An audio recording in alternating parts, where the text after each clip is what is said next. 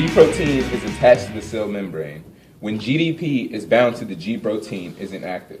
The receptor and G protein work together with another protein, usually an enzyme. When the appropriate signal molecule binds to the extracellular side of the receptor, is activated and changes shape. Its cytoplasmic side then binds an inactive G protein, causing a GTP to displace the GDP. This activates the G protein. The activated G protein disassociates from the receptor and diffuses along the membrane, then binds to an enzyme and alters its activity. When the enzyme is activated, it can trigger the next step in a pathway leading to a cellular response. The changes in the enzyme and G protein are only temporary because the G protein also functions as a GTPase enzyme and soon hydrolyzes its bound GTP to GDP. Now inactive again, the G protein leaves the enzyme, which returns to its original state. The G protein is now available for reuse.